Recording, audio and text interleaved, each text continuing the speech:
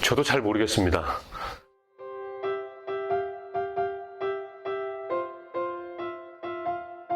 안녕하세요. 사연을 읽어주는 이문수 목사입니다.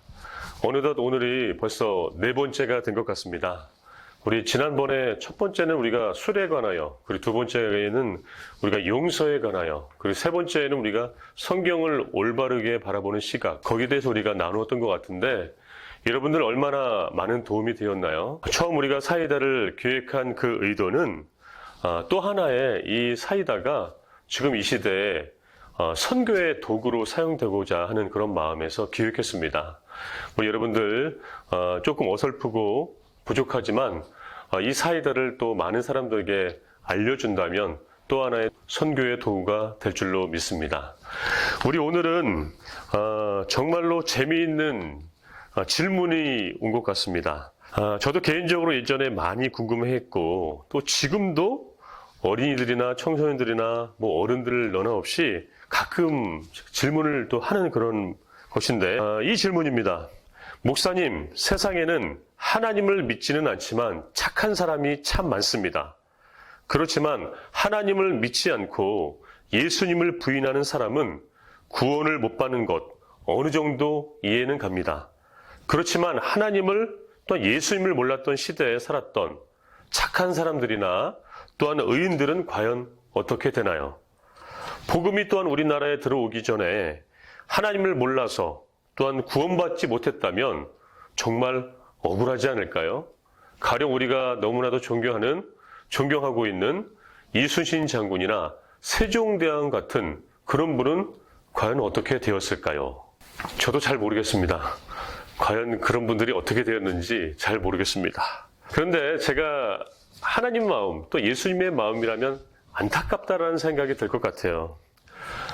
우리 예전에 옛날 우리 할머니들, 그리고 또 우리 어머니들, 자식들을 위해서 달밤에 이 정한수를 떠놓고 이 자식들을 위해서 기도하는 그 어머니들의 모습, 누가 봐도 법 없이도 살만한 그분들, 단지 하나님을 몰라서 이 복음을 전화받지 못해서 구원을 받지 못했다. 억울하다는 생각이 들 수도 있습니다. 과연 그분들은 어떻게 되었을까요? 예수님께서 이 땅에 오셔서 3년 동안 정말 밤낮 주야를 가리지 않고 이 구원 사역을 위해서, 복음 전파를 위해서 많은 사역들을 감당했습니다. 하지만 주님께서 우리에게 이렇게 말씀하셨죠. 요한복음 14장 6절에 보면은 나를 통하지 않고는 아버지께로 갈 수가 없다 라는 그런 말씀을 하셨습니다. 그 공생의 기간 동안 열심히 예수님께서 일하시고 또한 나중에 우리를 대신하여 십자가에 돌아가셨죠. 매주일날 우리가 예배 때 사도신경으로 우리가 신앙을 고백합니다. 이 사도신경, 다른 말로 보면 사도신조라는 말이 있죠. 거기에 이 중간쯤에 보면은 이러한 고백이 있어요. 바로 십자가에 못 박혀 죽으시고 장사된 지 사흘 만에 이렇게 부활하셨다고 되어 있어요. 우리가 읽는 부분에서는 이렇게 표현되어 있지만 공인된 원문에는 이렇게 표기되어 있대요. 바로 장사되시어 지옥에 내려가신 지 사흘 만에 부활하셨다. 이것은 우리가 갖고 있는 이 성경책에도 보면은 각주로 되어 있어요. 장사되시어 지옥에 내려가신 지. 과연 예수님께서는 십자가에 돌아가시고 지옥에 가셔서 3일 동안 무엇을 하셨을까? 이게 궁금해요. 그렇죠? 과연 무엇을 하셨을까? 3년 동안 밤낮 주야를 가리지 않고 복음에 열중했던 예수님께서 부활하시기 전 이 지옥에 내려가서 과연 무엇을 하셨을까? 또 하나의 구절을 우리가 보고 싶습니다. 사도행전 17장 30절에 보면은 이 말씀이 있어요. 알지 못하던 시대에는 하나님이 간과하셨거니와 이제는 어디든지 사람에게 다 명하사 회개하라 하셨으니, 말씀에 보면은 이 간과하다라는 말이 나와요. 이 간과하다. 이 간과하다라는 것은 우리가 뭐 넘어가다, 어느 정도 내가 좀 눈을 가리고 이렇게 지나가다, 그런 뜻을 갖고 있어요. 이 말씀은 바울이 제2차 전도 여행 때 이 아덴이라는 곳은 지금의 이 아테네를 말합니다. 그곳에서 전도 여행을 하면서 누군가에게 이 질문을 받은 것 같아요. 이 질문의 답은 뭘까요?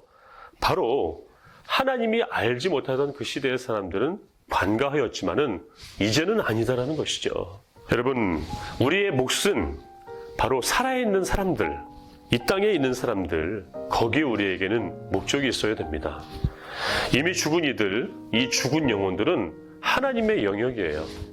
우리가 그래서 흔히 기도를 할 때도 산 자를 위해서 기도하지 죽은 자를 위해서 기도하지는 않거든요. 바로 죽은 영혼은 하나님의 몫입니다.